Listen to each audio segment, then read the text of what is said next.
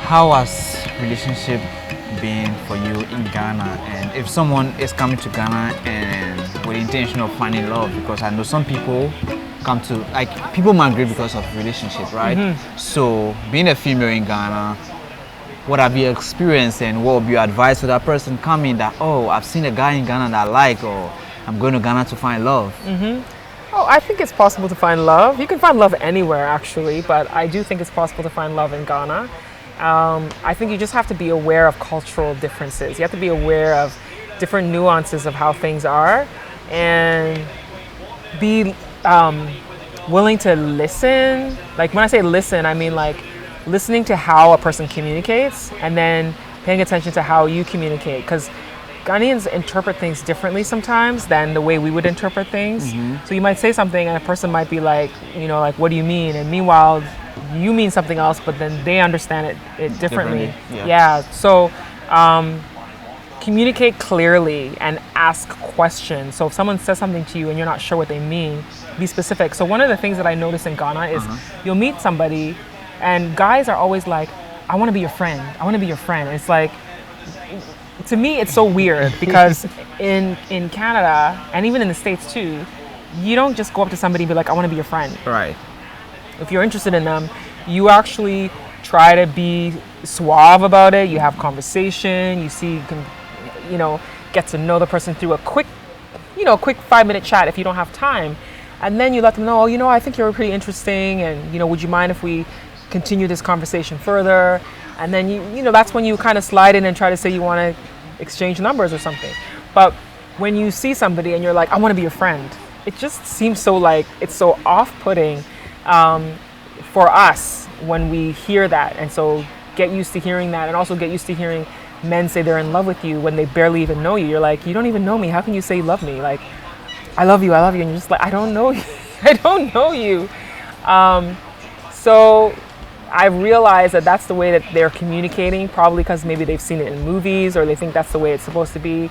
And so when someone says, I want to be your friend, I always say, my friend? How? Well, I have enough friends. I don't need another friend. I have enough people I'm talking to as friends. And then when I say that, they think that I'm loose and I have all kinds of boyfriends or something. And it's like, that's not what I mean. I just mean that I'm a very busy person. I don't need to add another person to have conversations with.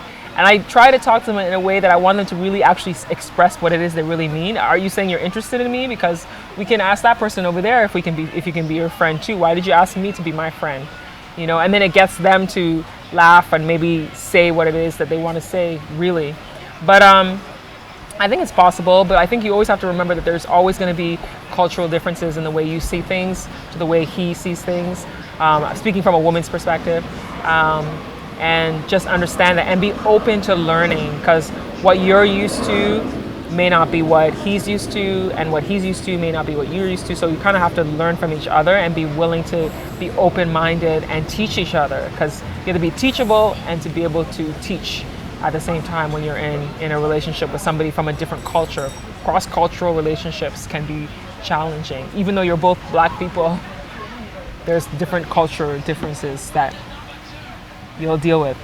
But was there any culture shock for you at any point in relationship in Ghana, in Africa, like coming from where you were to this place? I mean, you were born in Ghana, but you grew up in the state. Canada. So in Canada, sorry. So coming to Ghana, was there any culture shock for you with regards to relationship? Actually, the first real relationship that I had in Ghana, I didn't really have a culture shock because he was somebody who had traveled a lot. So he had traveled through other parts of Africa. He'd been to America before. He'd been to Australia. He'd been to Russia. So he had traveled. So I didn't have a huge culture shock with him. I actually really I loved that about him because he had such an open mind. So I didn't get that culture shock. For me, the shock, I wouldn't say this is necessarily a shock, but one thing here is the men always want to pay for everything when you're dating. Whereas in other places, and I'm not saying this is always the case, in other places, the first thing people do is they want to split the bill, and there's always the conversation about splitting the bill. Whereas here, it seems like a lot of men want to make sure that the woman they take out is taken care of, and they're not worried about you trying to pull your money out to pay. And it's something that some women appreciate, and it's something that some women find surprising and shocking, and some people look at it as chivalry. So that was another thing that was surprising. And what else?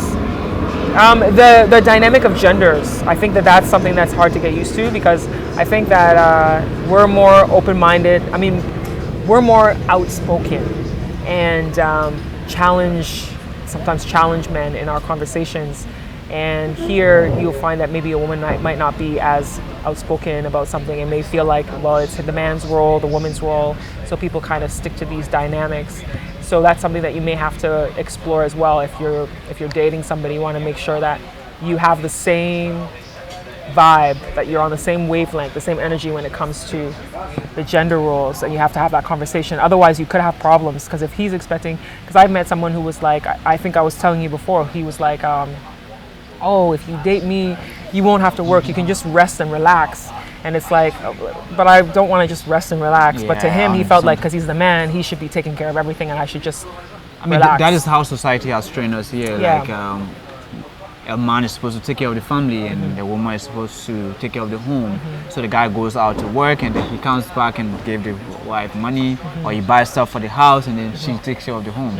So I think part of it has to do with how we've been culturally brought up. Yes. And I'm not angry at that or anything. I just think that it's something that's challenging to get used to when you're used to this whole equal rights culture of having conversation and being equal and thinking about things. Right.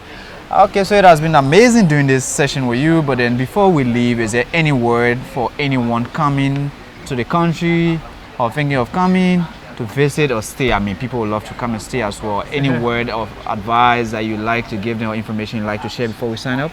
I would say plan well. If you plan on moving, plan very well.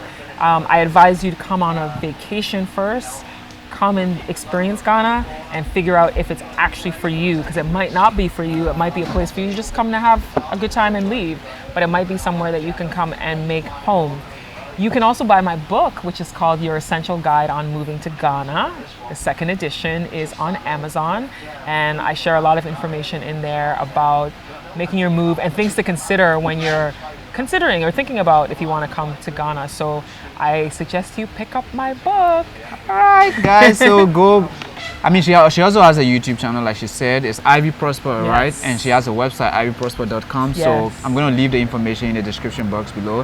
However, try and connect to her. She has a lot of amazing content about what to do in Ghana, how to live in Ghana. She gives you the reality of Ghana as well. So try, subscribe to her channel, get information as much as you want. And if you are on your way to Ghana, I feel like you have the best time in Ghana. Oh, yeah. You know, there is one thing I forgot to mention. I don't know how I forgot to mention this, but at the beginning when you were talking about things that I don't like about Ghana. Internet. Be prepared for it to be a challenge.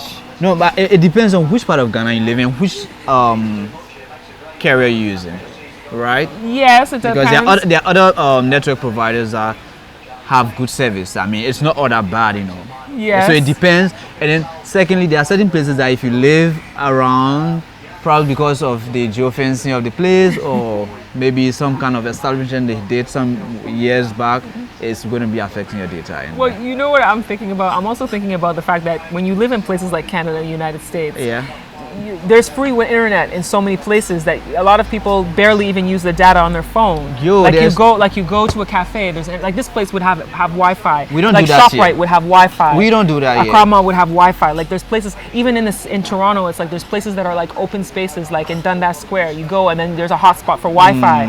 That would be like if Independence Square had Wi-Fi, but there's no Wi-Fi. Do you get what I mean? So data is expensive. So you end up not using so much on your phone because everywhere you go they have free Wi-Fi. But that's not the case here.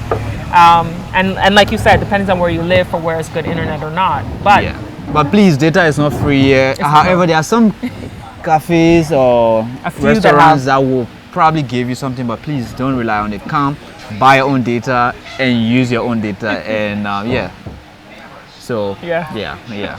Anyway, guys, it has been amazing doing this session, and thank you for sticking to watching to the end of this video. This is Ivy Prosper. My name is Fred Dye, and till we see you again, bye for now. Bye. Bye.